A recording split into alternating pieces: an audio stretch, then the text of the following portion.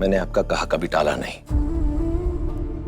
इसलिए यदि आपको भी राधा भाई के साथ ये लगता है कि काशी भाई के विवाह का प्रस्ताव एक बार फिर से उनके घर भेजना चाहिए, तो ठीक है, भेज दीजिए।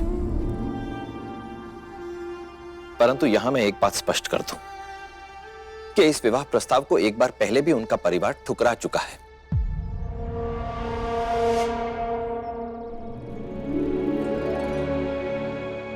महाराज जी, जैसा आपका रुतबा और परिवार है, ठीक उसी तरह सतारा में एक बहुत बड़े साहूकार हैं। उनके पुत्र के लिए विवाह का प्रस्ताव लेकर चल सकते हैं। अगर देखने और सुनने में ठीक लगे तो बात आगे बढ़ाएंगे।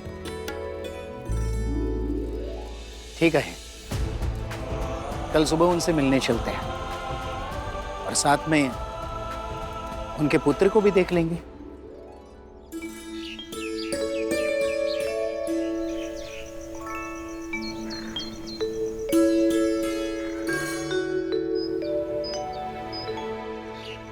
इतना शोर क्यों मचा रही हो? चुप हो जाओ। ऐसे कौन सी प्रसन्नता की बात हो गई तुम लोगों के जीवन में? जाओ यहाँ से और हमें सोने दो। कहे तुम लोगों को उस बैरी बाजी ने तो नहीं भेजा ना? हमें नींद से जगा कर परेशान करने के लिए? लाडू, तुम अनावश्यक बाजरा से चिढ़ती हो। वो तो युद्ध करके सबकी सुरक्षा करते हैं, ना कि किसी को परेशान करते हैं। हर समय बैरेबाजी की जय करना बंद करो और जाओ यहाँ से।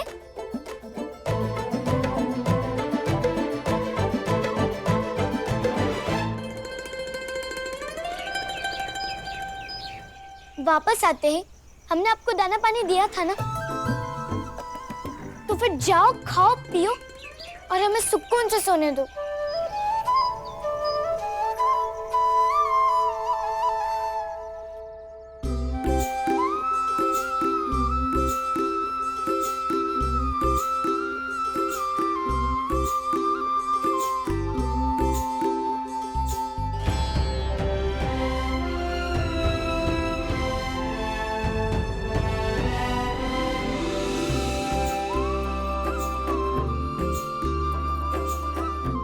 गणपति बाप्पा की कृपा रहे और महाराज जी का परिवार इस रिश्ते के लिए राजी हो जाए।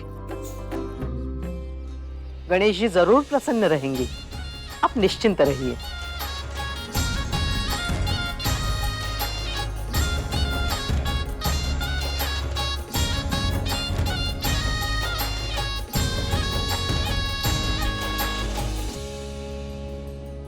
सत्य कहूं तो मैं इस सब के हक में नहीं था, परंतु आप दोनों की हट के सामने मुझे चुप रहना पड़ा। एक दिन इसी बात पर आप गर्व करेंगे जिस पर आज अफसोस कर रहे हो। ये विवाह मराठा साम्राज्य की तकदीर बदल देगा।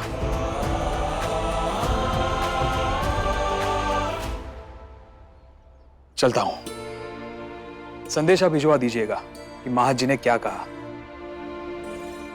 धन्यवाद पंत पुरंदरे जी, आप आए।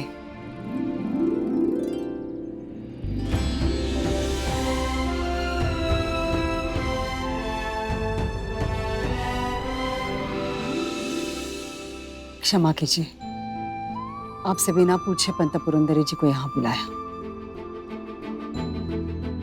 किंतु आप रूठिए नहीं। आप तो मेरी दुनिया है और रूठी दुनिया में सांस लेना भारी पड़ता है।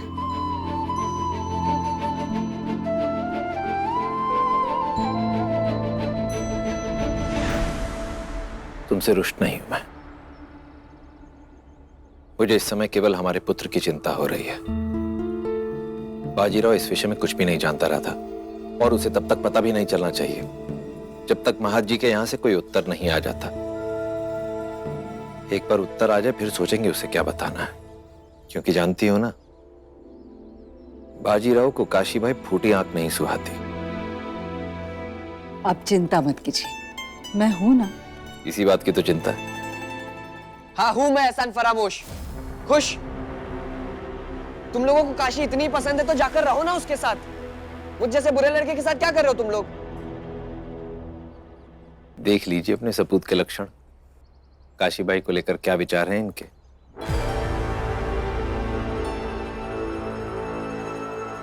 क्या काशी की तबीयत अचानक बिगड़ गई? बीच मार्ग से उसे वैद्य के पास ले जाना पड़ा। क्या हुआ काशी को? और आप ये अभी बता रहे हैं? बताइए क्या हुआ? मैं बताऊं? हाँ।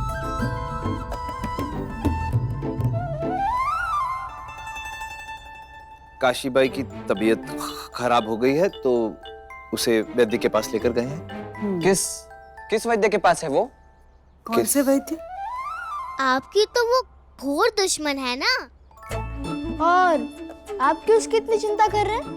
आपने तो कहा था कि आपको उससे कोई लेना देना है ही नहीं।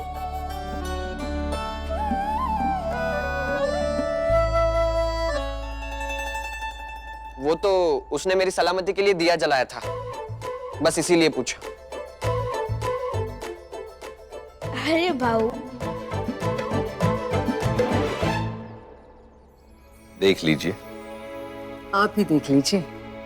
बाजी की काशी के प्रति की यही व्यग्रता मुझे इन दोनों के रिश्ते के बारे में सोचने के लिए विवश करती है। बाजी चिढ़ता है काशी से, किंतु उसकी चिंता भी तो करता है। समझ रहे हैं ना आप?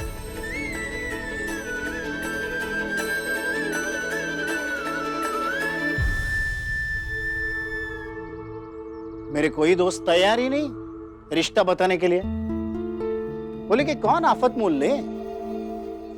आप दोनों लाडू से इतना प्यार जो करती हो कि कल जरा सी ऊंच नीच हो जाए आप तो लाडू के ससुराल पहुंच जाएंगी, जो उनके लिए संकट खड़ा होगा।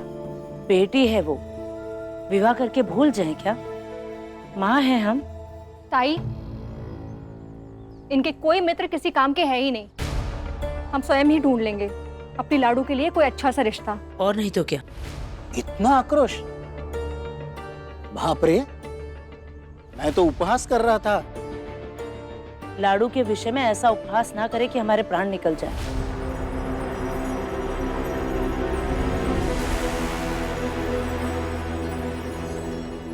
हमारे एक मित्र ने बहुत अच्छा रिश्ता बताया है। बड़े व्यापारी हैं। सच में? पूरे देश में उनका व्यापार फैला है। धन मान सम्मान से बहुत बड़े हैं। कल उनके बेटे के लिए अपने लाडू का रिश्ता लेके जा रहा हूँ। ऐसा ही कुटुंब चाहिए हमारी लाडू के लिए। देवी माँ करे हमारी लाडू विवाह के बाद रानी बनकर राज करें।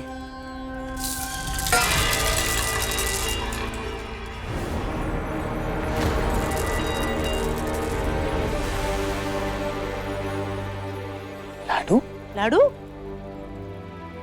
क्या हुआ? तो आप लोग चाहते हैं कि हम भी सब लड़कियों की तरह इस घर से रोते हुए चले जाएं? तो फिर इसके लिए विवाह क्यों करना? हम स्वयं ही चले जाते हैं।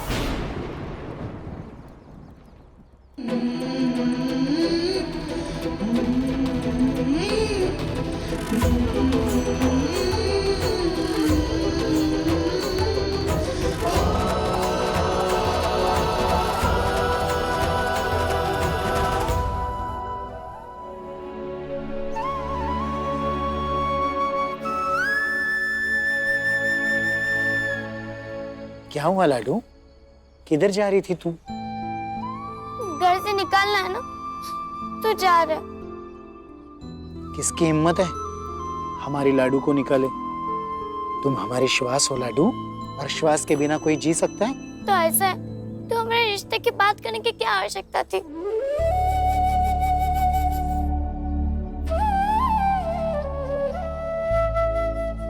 हम दोनों संभाल लेंगे, अब जाइए।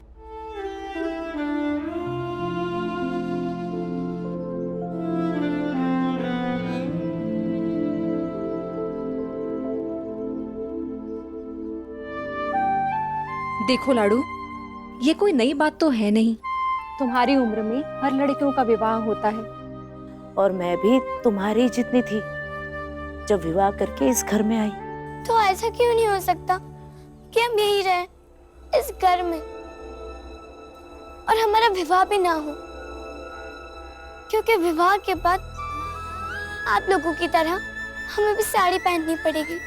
और श्यामा काकी कहती है कि विवाह के बाद सुबह जल्दी उठना पड़ता है, सबके पैर छूने पड़ते हैं और डांट भी सुननी पड़ती है। इसलिए हमें विवाह नहीं करना। लाड़ू, तुम्हारे ससुराल में तुम्हें कोई कुछ नहीं कहेगा। तुम्हारे बाबा ने एक ऐसा रिश्ता देखा है जहां तुम रानी बनकर राज करोगी। पर अभी तो हमारी गुड़िया का विवाह भी नहीं हुआ, तो हमारे विवाह के लिए कुछ दिन रुक नहीं सकते? रुक जाते, परंतु तुम्हारी राधा काकी और बालाजी काका है ना, वो तुम्हारा विवाह अपने बेटे बाजीराव से कराकर तुम्हें अपने घर की बहू बनाना चाहते हैं।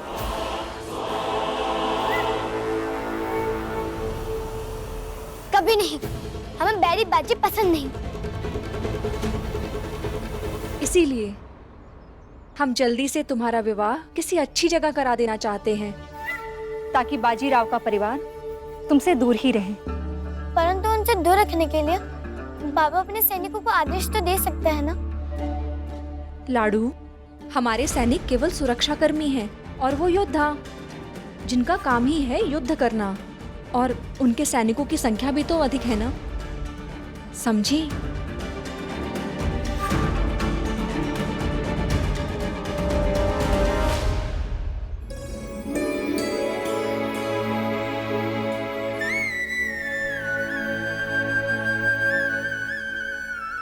आराम मिला? हो आई। तुम काशी से इतने चिढ़ते क्यों हो? क्योंकि वो है ही ऐसी। अगर तुम्हारा उससे विवाह हो गया तो? विवाह और उससे? असंभव। मान लो, चलो काशी से नहीं, उस जैसी किसी लड़की के साथ। बाजी,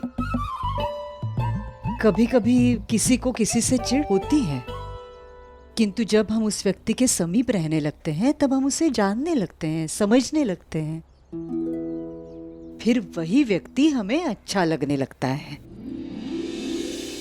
समझ रहे हो ना मैं क्या कहना चाहती हूँ? किंतु ना मुझे उस व्यक्ति के समीप रहना है और ना उसे जानना है, और उसके समीप रहने से अच्छा मैं जंगल में अकेले रह लूं। बाजी,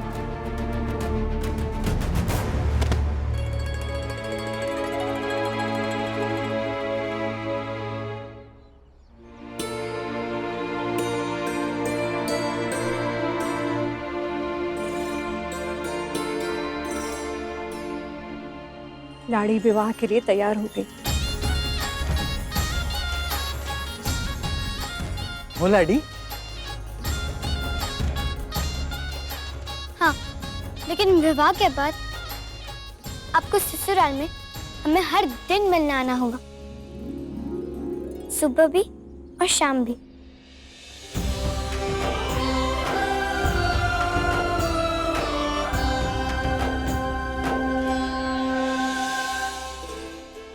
आप कल जाइए और उसका रिश्ता तय करके आइए।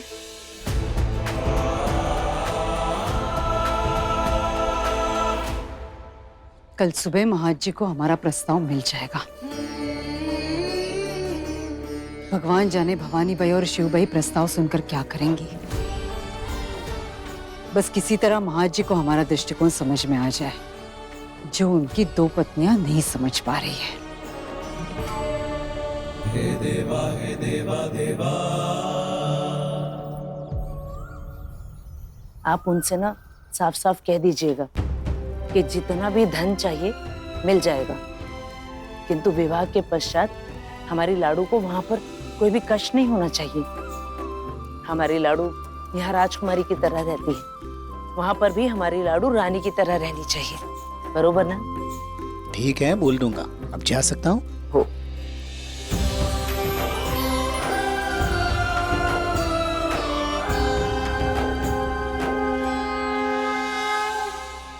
बालाजी राव ने आपके लिए ये सब उपहार भिजवाए।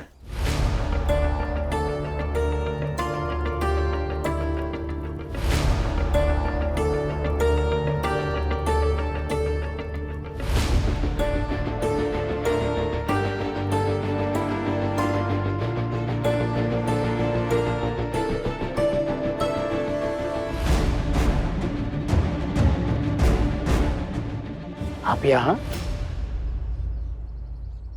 कल ही हम सब लोग सासवड़ बाड़े से आए, फिर आज ये सब उपहार क्यों? राधाबाई और जावई बापू ने आपको प्रणाम भेजा है और साथ में एक प्रस्ताव भेजा है। कैसा प्रस्ताव? आपके मन को प्रफुल्लित करने वाला प्रस्ताव। परंतु प्रस्ताव क्या है? काशीबाई और बाजीराव के विवाह का प्रस्ताव।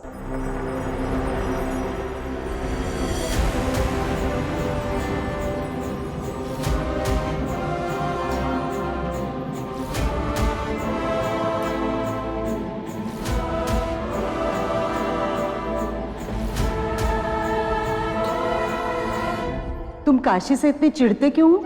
अगर तुम्हारा उससे विवाह हो गया तो?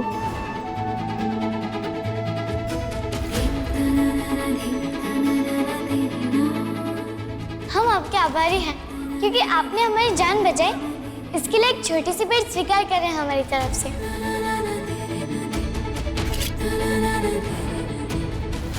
लोग तो कहते ही है कि किसी की निशानी रखने से उसकी याद आते रहती है, और यहाँ उस काशी की तो सबको बेवजह याद आ रही है।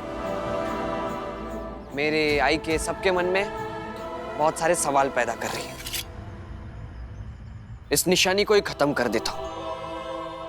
किस्सा खत्म। मन में उठ रहे सारे सवालों को आज यही गाड़ दूंगा।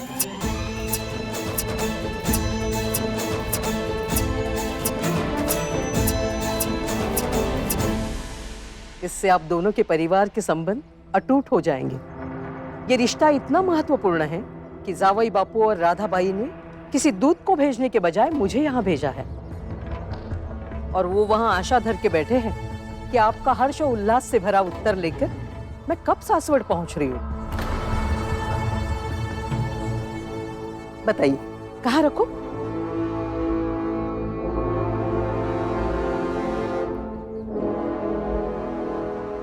अभी रहने दीजिए। ये तो बड़ी अच्छी बात है कि बाजीराव का विवाह काशी से होगा। चुप! बाजीराव का विवाह काशीबाई से होगा। सुनिए, उनसे कह दीजिएगा कि काशी ने विवाह प्रस्ताव अस्वीकार कर दिया है। बाजीराव से शत्रुता है हमारी, और ये तय हुआ था, न ही वो चास कमान आएंगे न ही हम सासवड़ जाएंगे। फिर इसके मध्य विवाह प्रस्ताव कैसे आ गया?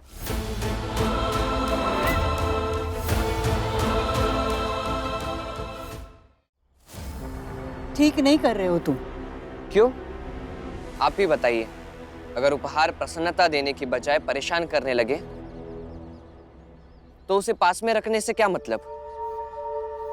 देखो राव, परेशानी में लिए गए निर्णय अधिक परेशान करते हैं।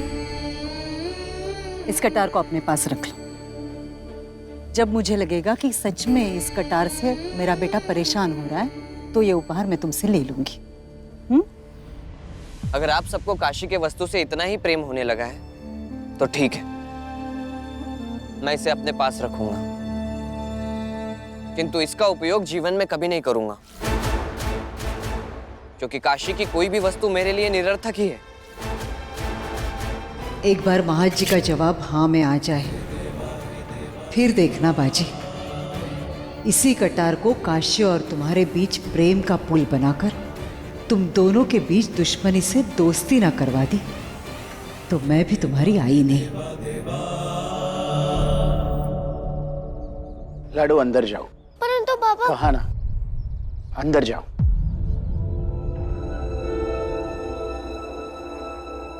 जरा पानी लाइए, बैठिए ना।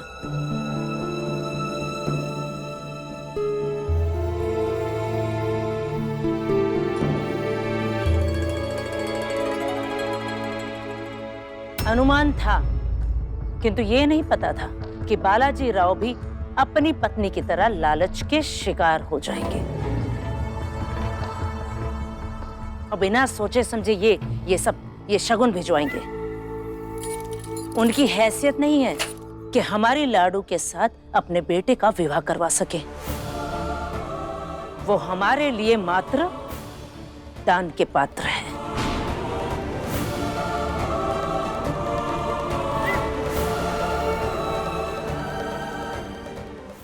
मर्यादा का ख्याल रखिए भवानी बाई। तो रखते हैं ना मर्यादा का पूरा ध्यान।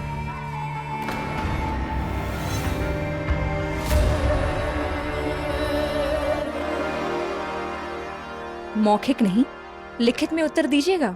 लिखने की क्या आवश्यकता है, ये बता देंगी। और वैसे भी विवाह का प्रस्ताव कोई भी किसी को भी भेज सकता है। आप अंदर आइए।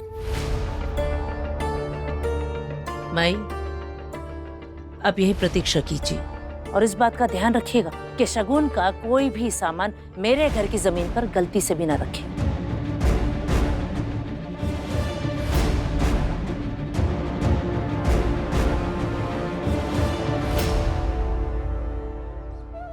क्या है? यही कि तुम बाजीराव को शत्रु मानती रही और उसने तुम्हें विवाह का प्रस्ताव भी भिजवा दिया। अपने घोड़े की तरह वो भी तेज निकला। मोटिया, छोटिया और बाबा उन्हें जवाब देंगे और हम भी उस अभिमानी बैरी को अलग से जवाब देंगे, जिसको हमारे खेल खिलौने पसंद नहीं, हमारे खाकर तोड़ दिए, जिसने हमारा घरुंदा भी तोड़ दिया। उसने हमारे साथ विवाह करने का सोचा भी तो कैसे?